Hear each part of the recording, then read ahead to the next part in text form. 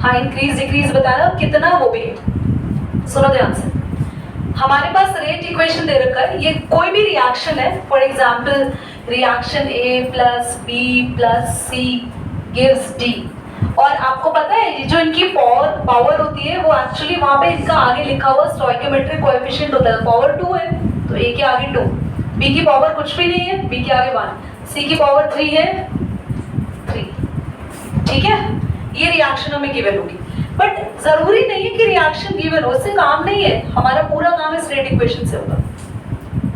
हमें बोला क्या है कि आप कंसंट्रेशन डबल कर रहे हो किसकी, ए की। ध्यान से देखना, स्टार्ट कर रहे हैं इसको, सॉल्यूशन हम लोग यहां पर कर रहे हैं, रेट इज इक्वल टू के ए स्क्वायर बी सी क्यूब। अब क्या कर रहे हैं, क्वेश्चन जैसा बोल रहे हैं वैसा कर रहे हैं, ए गेट डबल, ए डबल हो रहा है, तो ए डबल हो रहा है तो ए को मल्टीप्लाई करो ना, तो आपके पास ये कौन सा रेट आएगा बोलो, न्यू रेट आएगा, क्योंकि न्यू रेट क्यों आएगा, हम ए को क्या कर रहे हैं बोलो, डबल, बाकी सब सेम, कोई चेंज नहीं है बाकी सब में, ठीक। तनिष्क बोर्ड पे देख लो, बाद में लिखना बच्चे, 2 का स्क्वायर करेंगे 4, बाहर निकाल लो 4 को, ए का तो स्क्वायर ही रहा। अब आप 4 को बिल्कुल आगे ले जाओ, बाकी सब कुछ एक साथ रहने दो। ये सारी चीज आपका क्या था एक्चुअली, ये क्या था बेटा बोलो, ओल्ड रेट था ना, तो हमारा न्यू रेट क्या आया, what's the new rate, new rate हम लिखेंगे, new rate will be 4 times, ये पूरा क्या है ओल्ड रेट, तो आप इसका आंसर कैसे लिखेंगे, the new rate will be 4 times as compare to the old rate. पर क्या हम डायरेक्टली लिख सकते हैं इसको ऐसे, नहीं, आपको ये करके दिखाना पड़ेगा, you have to do it. अगर एमसीक्यू में आया तो आप डायरेक्टली कर सकते हैं, क्या इस पर एमसीक्यू आते हैं, 100% आते हैं इस पे एमसीक्यू। आप पिछले साल का ही पेपर उठा के देख लेना, पिछले साल के पेपर में 2 एमसीक्यू आए हैं इन्हीं चीजों के ऊपर, ठीक है।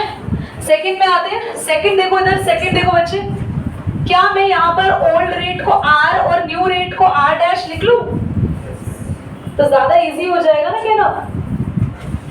तो हमारे पास रेट क्या है बोलो, व्हाट्स द रेट, के ए स्क्वायर बी सी की पावर 3। अभी क्या हो रहा है, B get half, B half हो गया, बी हाफ हो गया तो क्या करेंगे हम लोग, b को 2 से डिवाइड करेंगे, या फिर ऐसा कर लो आप हाफ लगा दो b के साथ, ठीक है, b हाफ हो गया, b के साथ हमने हाफ लगा दिया। अगर कुछ पावर होती तो हम हाफ की पावर पहले सॉल्व करते, फिर उसको बाहर निकालते, जैसे हमने 2 की पावर पहले सॉल्व करी फिर 4 को बाहर लिया, बट यहाँ तो कोई पावर ही नहीं है, डायरेक्टली हाफ को आप बाहर करो, ये नहीं, ये न्यू रेट है ना बच्चे, क्यों ये न्यू रेट है, क्योंकि b हमने हाफ कर दिया, हाफ को बाहर निकालो, अंदर बचेगा k a square b c cube. So new rate क्या हुआ, हाफ ऑफ ओल्ड रेट, क्योंकि ये पूरा क्या है बोलो, what is that, old rate. New rate will be the half times of old rate, ठीक है, यहाँ पे लिख देते हैं new rate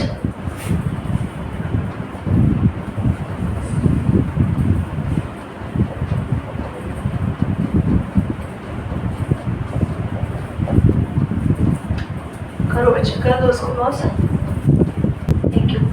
molecularity of reaction हमें पढ़ना है, तो एग्जांपल जैसे 2HI, how many reacting species in the reaction which are reactants, how many reactants था, reactants में कितनी स्पीशीज है, 1 है या 2 है, अरे इसके आगे 2 नंबर लिखा हुआ है, तो इतना क्यों। अच्छा तुम्हें ये लग रहा होगा दीदी आप ये पूछना चाह रहे हो कि कितनी चीजें रिएक्ट कर रही हैं या उसके आगे का नंबर, अरे there are only 2 molecules, there are only 2 molecules in the reaction, Hindi reactant लिखो ज़रा बेटर रहेगा। तो हम ध्यान से देखें तो रिएक्टेंट में सिर्फ दो चीजें ही तो है। तो रिएक्टेंट में यहाँ पे सिर्फ 2 मॉलिक्यूल्स है, तो इसकी मॉलिक्यूलैरिटी क्या होगी? मॉलिक्यूलैरिटी हुई 2, और इसको बोलेंगे बाय मॉलिक्यूलर रिएक्शन। मॉलिक्यूलैरिटी बस ये है कि आपकी रिएक्शन में रिएक्टेंट्स कितने हैं। रिएक्टेंट्स है कौन उससे मतलब नहीं है कितने उससे मतलब है। How many reactants that matters. Now we have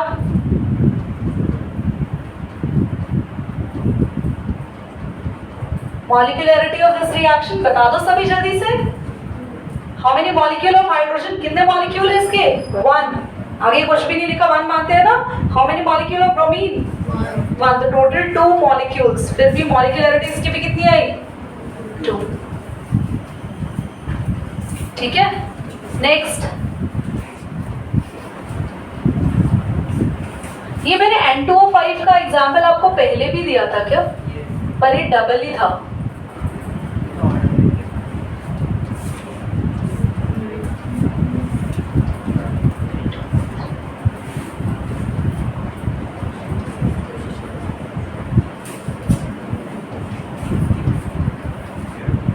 balance छोड़ देना कि रिएक्शन बैलेंस है, ये डजंट मैटर। ठीक है, बस आप मॉलिक्यूलैरिटी बता पाएंगे कितने मॉलिक्यूल्स हैं यहाँ पे? 1। इसको बोलेंगे यूनिमॉलिक्यूलर। यूनिमॉलिक्यूलर मॉलिक्यूलैरिटी कितनी? 1। यूनिमॉलिक्यूलर, बायमॉलिक्यूलर के बाद की काउंटिंग होती है ट्राइमॉलिक्यूलर, टेट्रामॉलिक्यूलर, पेंटामॉलिक्यूलर, हेक्सामॉलिक्यूलर। ठीक है, मॉलिक्यूलैरिटी क्वेश्चन एग्जाम में आती है तो चांसेस बस इतने % है कि पेपर में तुमसे मॉलिक्यूलैरिटी पूछे। ओके, कर दो बेटा सी। हमने लिखा ऑर्डर एंड मॉलिक्यूलैरिटी में डिफरेंस। क्लास, आपको अगर ऑर्डर ठीक से याद है तो अगर हम एक रिएक्शन लिखें,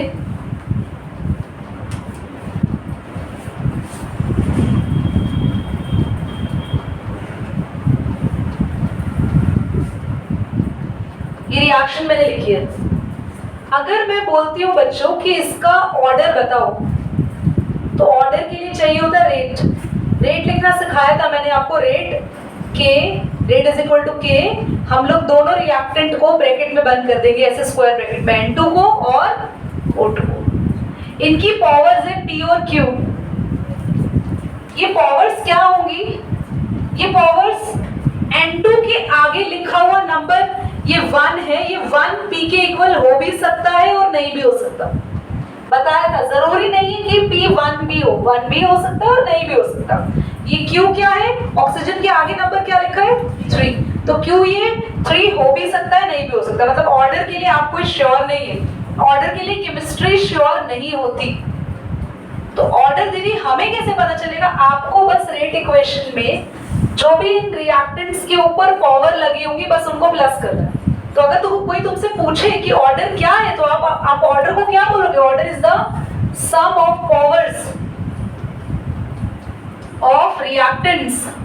किसमें बेटा? किसमें होंगे? In rate law equation. इस रेट लॉ इक्वेशन में जो भी आपके रिएक्टेंट्स के ऊपर पावर है उनका प्लस करके ऑर्डर मिलेगा। क्या दीदी हमें ये पावर पता होगी क्वेश्चन में? ऑफ कोर्स यस पता होगी, पर मैं आपको बता रही हूँ कि ये पावर हो सकता है इनके जैसी हो या वो नहीं भी हो, डिपेंड करते हैं। ठीक है, मॉलिक्यूलैरिटी कैसे निकालते हैं? क्या मॉलिक्यूलैरिटी के लिए मैं इस रेट इक्वेशन को देखूं या बस इक्वेशन में नंबर ऑफ रिएक्टेंट्स को काउंट कर लूं? मॉलिक्यूलैरिटी अभी सिखाया था तुम लोगों को। मॉलिक्यूलैरिटी के लिए बस ये काउंट करो कितनी चीजें रिएक्ट कर रही है। How many N2, how many oxygen, O2, 3। तो टोटल मिलके हो गए 4। मॉलिक्यूलैरिटी सीधी सिंपल आ गई 4। ठीक, ऑर्डर किसी भी रिएक्शन का ऑर्डर 0 हो सकता है अगर इनकी पावर 0 है। अगर दोनों चीजें 0 है, P भी 0 Q भी 0, तो P और Q का सम क्या आएगा? 0 आएगा। ऑर्डर 0 हो सकता है। पर क्या कभी ऐसा है कि मैंने रिएक्शन लिखी और मैं बोलूं कि 0 रिएक्टेंट है? क्या किसी रिएक्शन में 0 रिएक्टेंट होगा? तो भाई हम कैसी बातें कर रहे हैं? नहीं, ऐसा तो कभी नहीं होगा। तो मॉलिक्यूलैरिटी कभी भी 0 नहीं हो सकती। और मॉलिक्यूलैरिटी थियोरेटिकल कॉन्सेप्ट है, मैंने एक पॉइंट लिखवाया, ये थियोरेटिकल कॉन्सेप्ट है। थियोरेटिकल कॉन्सेप्ट का मतलब सिर्फ देख रहे हैं, काउंट कर रहे हैं, पता लग रहा है। ऑर्डर ना बेटा, ये चैप्टर में आगे आपको अगले ही टॉपिक में ये कॉम्प्लिकेटेड होने वाला है चैप्टर, तो बहुत ध्यान से सुन लो। दीदी क्या ये डिफरेंस एग्जाम में आता है? फ्री के मार्क्स है इन दोनों का डिफरेंस। मतलब ये लगा लो आज से 3 से 4 साल पहले तक तो हर बार सीबीएसई के पेपर में ये डिफरेंस देखा जाता था। अब क्योंकि पेपर का पैटर्न चेंज हो गया तो थोड़े थियोरेटिकल क्वेश्चंस कम हो गए हैं, बट हो सकता है तुम्हारे पेपर में आ जाए, हो सकता है आपके यूटी में आ जाए, हो सकता है कोई एग्जाम में आ जाए। तो ये बहुत इंपॉर्टेंट है जो पढ़ रहे हैं, ध्यान दो यहाँ पे, ठीक है? आपस में डिस्कस मत करो चीजें, कॉन्सेंट्रेट यही करो। तो ऑर्डर 0 हो सकता है पर मॉलिक्यूलैरिटी 0 नहीं हो सकती। ऑर्डर क्या होता है? रेट इक्वेशन से मिलेगा हमें पावर्स का सम, पर मॉलिक्यूलैरिटी पावर का सम नहीं है। मॉलिक्यूलैरिटी द नंबर ऑफ रिएक्टेंट्स, ठीक है? नेक्स्ट मैंने बताया था ऑर्डर एक्सपेरिमेंटल कॉन्सेप्ट है। ये पी और क्यू को निकालने के लिए ना हमें बहुत सारे तरीके सीखने हैं। देयर आर मेनी वेज, बहुत सारे तरीके आप पी और क्यू की वैल्यू निकालोगे। तेरी क्या हमें आप सिखाओगे? यस, सिखाएंगे आपको ऑर्डर निकालना, जो कि अगले ही टॉपिक से शुरू होगा। तो ऑर्डर कैलकुलेट करना हम सीखेंगे क्लास 12th में। तो ऑर्डर को कैलकुलेट करना कैसे सीखेंगे? बोलो, एक्सपेरिमेंटली। बहुत सारे मेथड से सीखेंगे, पर क्या इसके लिए एक्सपेरिमेंट की जरूरत है? क्या आपको यहाँ पे काउंट करने के लिए एक्सपेरिमेंट चाहिए, बड़ा सा कैलकुलेटर चाहिए? नहीं, ये कैसा कॉन्सेप्ट है? थियोरेटिकल कॉन्सेप्ट, ठीक है? उसके बाद मैंने ऑर्डर और मॉलिक्यूलैरिटी में एक और लास्ट में लिखवाया था, वही मेरे को लगता है वो शायद डेफिनेशन की जैसा ही चीज है, वो सम है वो नहीं, दैट्स इट। ये चीज है, क्लियर हो गया? कोई डाउट? चलो नेक्स्ट टॉपिक स्टार्ट करते हैं, पॉज कर दिया। हम बात कर रहे हैं इंटीग्रेटेड रेट एक्सप्रेशंस की। ये है क्या? मतलब नाम से कुछ समझ नहीं आ रहा, नाम से कुछ समझ नहीं आ रहा, शायद अपने दिमाग को रटाने की कोशिश कर रहे होंगे कि हम ये सीख रहे हैं। है क्या? वो तो पता लगा लो ये क्या है। सुनो, आपके पास एक रिएक्शन है और मैं बोल रही हूं ये रिएक्शन किस ऑर्डर की है? 0 ऑर्डर। 0 ऑर्डर। तो अगर मैं ये बोलूं कि रिएक्शन 0 ऑर्डर की है, तो आप ध्यान से सुनना, आप क्या लिखोगे इसका रेट? रेट क्या होगा? रेट इज इक्वल टू के एंड ए को स्क्वायर ब्रैकेट में बंद कर दो 1 पावर। यस और नो? क्या हमने ये सीखा है? जिस भी ऑर्डर की इक्वेशन होती है, ये कौन सा ऑर्डर है? 0, तो ए की पावर 0। अगर ये ऑर्डर 1 होता, पावर 1, ऑर्डर 2, समझ गए ना? ठीक है। रेट लिखने का एक और तरीका भी है, तो तुम्हें मुझे सिखाना होगा, फिर बाकी बच्चों को आता है। और जिन्होंने केमिकल काइनेटिक्स की फर्स्ट क्लास अटेंड नहीं करी, वो ये सीखना। तुम शायद नहीं थे, अगर वीडियो नहीं देखी तो उसको सीखो। इस रिएक्शन का रेट हम एक और तरीके से लिख सकते हैं। अगर मैं ए के रेस्पेक्ट में लिखूं तो, अगर मैं ए के रेस्पेक्ट में लिखूं तो, एक बात बताना, ए है क्या? रिएक्टेंट। और आकाश बताएगा, आकाश अगर एक रिएक्शन हो रही है तो रिएक्टेंट कम होता है या बढ़ता है? If a reaction is happening, reactant decreases और इंक्रीजेस? डिक्रीजेस। तो मैं लिख रही हूं change in A D A, change in A D मतलब चेंज, फिजिक्स पढ़ी है ना इतनी, with respect to time, D A upon D T, और मैंने माइनस लगाया। Why minus? इट इंडिकेट्स कि ए डिक्रीज हो रहा है। तो रेट को आप ऐसे भी लिख सकते हो और रेट को आप इक्वेशन से भी लिख सकते हो। ये क्या है? Equation form, equation. और ये क्या है? Derivative form. अच्छा, दोनों से ही रेट मिल रहा है ना हमें, ये दोनों ही रेट है ना? क्या मैं इन दोनों को इक्वल कर दूं? ये भी रेट है, ये भी रेट है, इक्वल करें तो minus D A upon D T को इक्वल कर सकते हैं के ए रेज़ टू पावर। अब यहां से शुरू होगी डेरिवेशन और हम पहुंचेंगे इंटीग्रेटेड एक्सप्रेशन। स्टार्ट करें? पता चल गया क्यों करा हमने ये? एक रिएक्शन है जिसका रेट हम इक्वेशन की फॉर्म में लिख सकते हैं और हम उसका रेट ऐसे डेरिवेटिव फॉर्म में भी लिख सकते हैं। डेरिवेटिव फॉर्म में हमें किसको लिखना है हर बार? रिएक्टेंट को। Why I have put it minus over there? इसका मतलब है कि रिएक्टेंट डिक्रीज होता है, ठीक है, दोनों को बराबर करा, इक्वल करा। इंटीग्रेशन करने से पहले जरा बताओ तो बच्चों, किसी की भी पावर 0 होती है? 1 आता है? दुनिया में किसी की भी पावर 0 है? दैट मीन्स वो 1 है, ठीक है। अब मैं dt को यहां लेके जा रही हूं, तो माइनस dA के dt। इंटीग्रेशन करना फिजिक्स में आपको थोड़ा बहुत तो आता है बेटा, पहले नोट करो, मैं टाइम दूंगी आराम से लिखने के लिए। तो मैंने दोनों तरफ इंटीग्रेशन का साइन लगा दिया। जब भी इंटीग्रेशन करते हैं ना, तो कोई भी साइन अगर अंदर हो माइनस, तो उसको बाहर लेते हैं, उसका कोई मतलब नहीं, मतलब कोई परेशानी करता हो, माइनस को बाहर निकालता है। और ये है के कांस्टेंट, के और इस कांस्टेंट बताया भी था ना, ये के कांस्टेंट होता है, इसको भी बाहर निकालो। कांस्टेंट कभी भी अंदर नहीं रहते और माइनस अंदर नहीं रहते।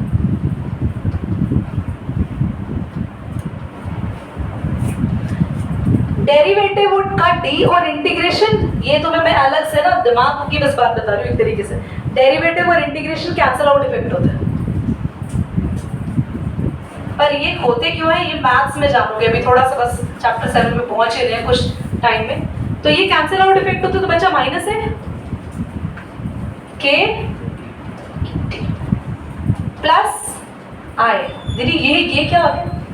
इंटीग्रेशन हमेशा जब भी सॉल्व होता है तो एक कांस्टेंट को जन्म देता है। इंटीग्रेशन एक कांस्टेंट की मम्मी है, याद रखना, ठीक है। पर जब भी एक सेकंड उनको जगाना था ना, वो कहाँ ही बेटा, कहाँ हो भाई? वैभव, टॉकिंग टू यू।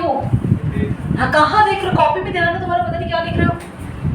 तो कभी भी इंटीग्रेशन, दीदी इंटीग्रेशन तो यहाँ भी सॉल्व हुआ था, यहाँ तो उसने कांस्टेंट को जन्म नहीं दिया। अब जन्म देने के लिए सही एज होती है ना इंसानों में, वैसे यहाँ भी जन्म देने के लिए सही जगह होनी चाहिए, राइट साइड। इंटीग्रेशन हमेशा राइट साइड पर ही कांस्टेंट को प्रोड्यूस करता है। दीदी लेफ्ट में नहीं कर सकते थे, कर सकते हो लेफ्ट में, मैथ्स का एक रूल है, integration produce the constant on the right side, ठीक है। डन, यहाँ तक क्लियर हो गया। अब लेट कर रहे हैं, let at t is equal to 0 concentration of A was A0। बस लक्ष्मी भेज रहे तुम्हें फटाफट। जब टाइम 0 था, मतलब रिएक्शन जब शुरू हुई थी, हमारी रिएक्शन बिल्कुल जब स्टार्ट हुई टाइम 0, तो हम मान के चल रहे हैं कि जब तुम्हारी रिएक्शन शुरू हुई थी तो A की कंसंट्रेशन क्या थी? A0। तो A को रिप्लेस किससे करेंगे, जल्दी बोलो? A0 से। इसको ऐसा लिख लो आप, कंसंट्रेशन बना दो, और T को क्या कर दो? तो बेटा ये तो 0 हो गया, तो यहाँ से I की वैल्यू आ गई, क्या आई देखो? हमने क्या करा, पूरी जो ये हमारे पास इक्वेशन आया, हमने माना टाइम जब 0 था, तो T को क्या करा? तो कंसंट्रेशन A नहीं थी, शुरू वाली कंसंट्रेशन जो तुमने रिएक्टेंट लिया था, वो कितना लिया था स्टार्टिंग में? A0। यहाँ लिख दिया मैंने, कंसंट्रेशन क्या थी? A की A0। तो A को रिप्लेस करा A0, T को 0 करा, यहाँ से I की वैल्यू आ गई। कुछ नहीं करना, बस I की वैल्यू को उठा के यहाँ पे पुट करेंगे। Put I in equation 1। जल्दी से equation 1 देख लो। I की वैल्यू क्या आई है, जल्दी बोलो, फटाफट बोलो। Minus A0। बेटा प्लस माइनस, माइनस इधर जाके क्या हो जाएगा? A0 minus A equal to KT, T नीचे आ जाएगा और काम हमारा खत्म। ये आंसर आ गया। ये होता है integrated rate equation of zero order. ये काम क्या आएगा? न्यूमेरिकल में आएगा। लक्ष्मी आप वीडियो से नोट कर लेंगे बेटा, या मैं स्क्रीनशॉट लेके भेज दूँ उसको बाद में? कर लेना, वीडियो याद कर लेना, कॉपी चेक करूंगी तुम्हारी, ठीक है? इसको पॉज कर।